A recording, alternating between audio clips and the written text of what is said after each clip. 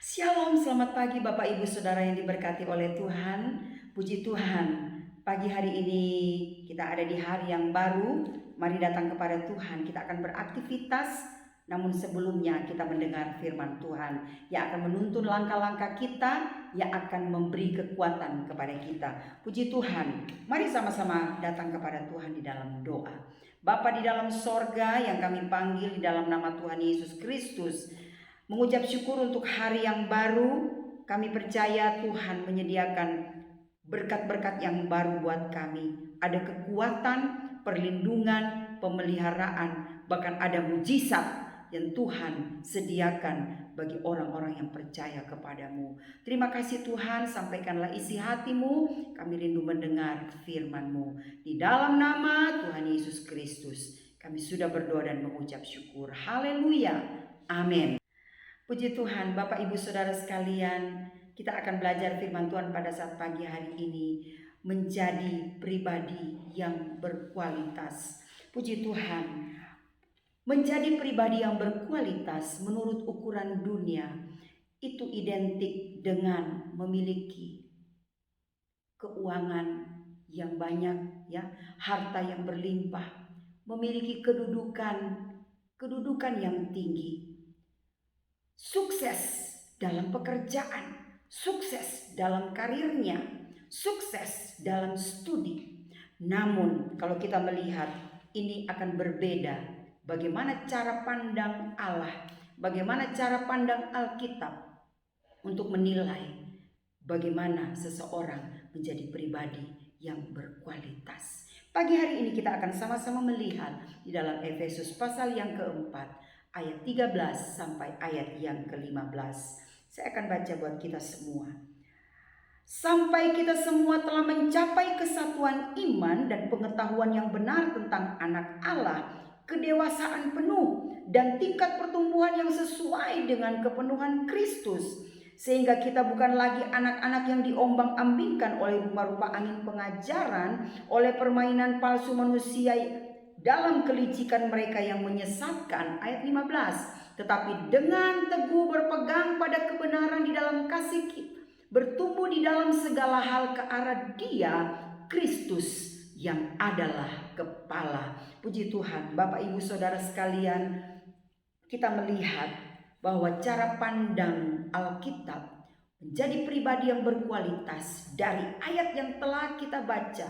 Di sini kita melihat yang pertama, hidup seseorang dikatakan berkualitas apabila ia memiliki kedekatan dengan Tuhan. Ketika dia memiliki hubungan yang dekat dengan Tuhan.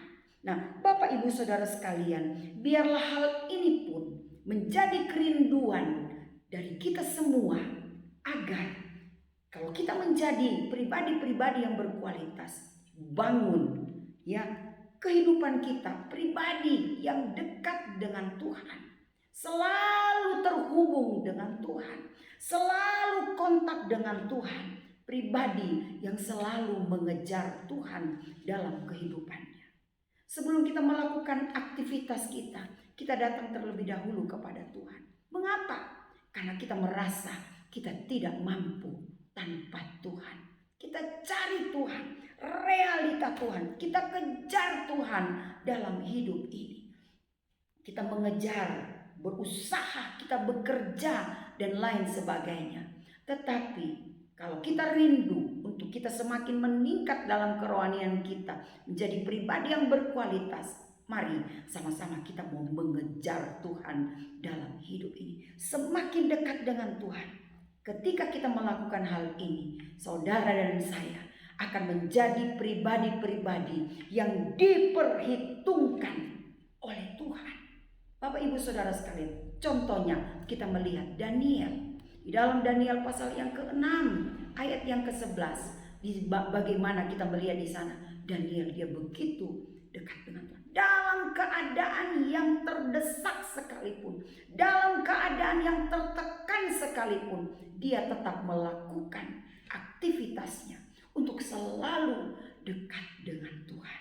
Bapak Ibu Saudara sekalian, sehingga kedekatannya dengan Tuhan itu, dia merasa tidak mampu Dia merasa perlu untuk bergantung sepenuhnya kepada Tuhan. Dan kita melihat Daniel menjadi pribadi yang diperhitungkan. Kalau kita melihat bersama-sama dalam 3 pemerintahan, mulai dari kerajaan Babilonia, kerajaan Media, dan kerajaan Persia, Daniel dipercaya untuk diberi kedudukan yang baik. Luar biasa. Bapak Ibu Saudara sekalian, ini adalah kriteria jadi pribadi yang berkualitas ketika dia dekat dengan Tuhan. Hari-hari ini seperti Daniel, mungkin ada ancaman gua singa. Kita lihat, kita mungkin ada di dalam ancaman-ancaman yang sama. Mari kita mau semakin mendekatkan diri kita dengan Tuhan. Di situ kita menemukan kekuatan yang baru, iman yang selalu dibaharui dari hari ke hari. Baik, kita akan melihat hal yang kedua, jadi pribadi yang berkualitas menurut Alkitab, yaitu hidup seseorang dikatakan menjadi pribadi yang berkualitas ketika dia memiliki kedewasaan dan kematangan rohani. Puji Tuhan, Bapak Ibu Saudara sekalian, ciri-ciri manusia yang dewasa kalau kita melihat di dalam ayat yang telah kita baca, kedewasaan penuh, tingkat pertumbuhan yang sesuai dengan kepenuhan Kristus. Kita melihat bersama-sama bagaimana ciri-ciri pribadi yang dewasa penuh, yaitu memiliki panca indera yang terlatih. Bapak Ibu, ini yang menjadi doa dan harapan kita semua. Ayat ini terdapat di dalam Ibrani pasal yang ke-5. Di sana dikatakan, milikilah panca indera yang terlatih hari-hari ini. Bagaimana dengan panca indera? Ini bukan bicara mengenai mata secara fisik, mata secara rohani, mata, hidung, telinga, mulut, lidah. Nah, kita melihat di sana dikatakan yang dimaksud artinya di sini pengertian secara spiritual, secara rohani. Bagaimana dengan panca indera kita? Kita dapat membedakan mana yang baik dan mana yang tidak baik. Bapak Ibu Saudara sekalian, kita dapat memahami Tuhan dalam hidup ini. Di dalam keadaan yang sulit sekalipun, mata rohani kita tidak ada selubungnya. Kita dapat terus melihat Tuhan dalam hidup ini. Sehingga ketika kita menyadari memang ada persoalan, ada masalah, tetapi ketika kita melihat Tuhan, maka kita akan terus tetap bersemangat menjalani hidup ini. Kita tahu bahwa kita tidak pernah sendiri. Berbeda dengan orang yang tidak memiliki Tuhan. Ketika ada persoalan, mereka begitu kecewa dan akhirnya mereka melakukan hal-hal yang tidak diinginkan. Bapak Ibu Saudara sekalian, tetapi berbeda dengan kita. Anak-anak Tuhan, dewasa rohani, memiliki panca indera yang terlatih. Bisa membedakan mana yang benar dan yang tidak. Bahkan dewasa rohani berarti dia memiliki karakter ilahi. Kita akan belajar bersama-sama bagaimana alam memproses bangsa Israel. Ketika mereka diperhadapkan kepada persoalan masalah, di situ muncul karakter aslinya. Nah, Bapak Ibu Saudara sekalian, bagaimana kita akan melihat kualitas rohani itu akan terlihat jelas ketika dia menyikapi setiap proses kehidupannya. Bapak Ibu Saudara sekalian, seperti bangsa Israel, Allah sengaja, kalau kita melihat ayat itu di dalam pelajaran bangsa Israel, Allah sengaja membawa bangsa Israel selama 40 tahun mereka ada di padang gurun. Dan apa yang Allah kerjakan, di situ dikatakan Allah izinkan bangsa Israel melewati padang gurun untuk menguji hatinya. Apakah mereka berpegang teguh pada perintah Tuhan? Apakah mereka menurut dan mentaati perintah Tuhan? Bahkan Allah ingin melihat bagaimana mereka mengandalkan Tuhan atau tidak. Mereka tetap setia kepada Tuhan di masa-masa yang sulit. Pada saat pagi hari ini, persoalan apa yang sedang kita alami? Mungkin kita menghadapi sakit penyakit. menghadapi krisis ekonomi ataupun masalah-masalah yang lain. Allah sengaja membawa kita untuk apa? Dia ingin melihat sejauh mana karakter ilahi itu muncul atau tidak. Ataupun sebaliknya, karakter-karakter yang tidak sesuai dengan kehendak Tuhan, justru itu yang muncul. Bapak ibu saudara sekalian, biarlah pelajaran dari bangsa Israel menjadi pelajaran bagi kita semua, bahwa dia ingin melihat sejauh mana kedewasaan rohani kita. Mari tetap taat kepada perintah Tuhan. Tetap bersyukur apapun persoalan masalah yang kita hadapi. Sulit bagi kita, namun kita mau paksa kehidupan kita untuk apa? Untuk melakukan firman Tuhan. Dan kalau kita setia melakukan firman Tuhan itu, maka kita akan menemukan janji Allah itu terjadi dan digenapi di dalam kehidupan kita. Puji Tuhan, Bapak Ibu Saudara sekalian, pada saat pagi hari ini kita akan melihat kualitas yang ketiga di dalam Efesus tadi, pasal yang keempat ayat 13 sampai ayat yang ke-15. Hidup seseorang dikatakan berkualitas ketika ia mampu mengetahui kebenaran dan melakukan kebenaran itu. Bapak ibu saudara sekalian, siapa yang dimaksud dengan kebenaran? Kebenaran adalah Yesus. Siapa yang dimaksud kebenaran? Kebenaran itu adalah firman Tuhan. Bapak ibu saudara sekalian, setiap hari kita diperhadapkan kepada hal ini. Pilihan-pilihan ini yang harus kita lakukan. Bagaimana dengan kehidupan kita? Tuhan bilang, tanggalkan manusia lama, kehidupan dosa, tabiat dosa. Setiap hari adalah kesempatan bagi kita untuk memperbaiki diri kita di hadapan Tuhan. Setiap hari Tuhan beri kesempatan kepada kita untuk melakukan evaluasi, mengoreksi diri kita. Jangan sampai manusia lama itu masih ada di dalam kehidupan kita. Kita melihat di dalam ayat yang ke-17. Sebab itu kukatakan, kutegaskan kepadamu di dalam Tuhan, jangan hidup lagi seperti orang-orang yang tidak mengenal Allah dengan pikiran yang sia-sia. Bahkan di dalam ayat yang ke-19, perasaan mereka telah tumpul sehingga mereka menyerahkan diri kepada hawa nafsu dan mengerjakan dengan serakah segala macam kecemaran. Bapak ibu saudara sekalian, kalau kita melihat, bacalah di rumah sendiri itu daftar-daftar hal-hal yang perbuatan-perbuatan, bahkan mengerjakan dengan serakah segala macam kecemaran dosa. Bapak ibu saudara sekalian, ini adalah kesempatan bagi kita untuk terus memeriksa diri kita di hadapan Tuhan, agar kebenaran Allah itu yang muncul dalam kehidupan kita. Puji Tuhan, Bapak ibu saudara sekalian, mintalah kepada Allah dan Roh Kudus yang akan menuntun kita, maka kita akan menjadi pribadi-pribadi yang berkualitas, diperhitungkan oleh Allah.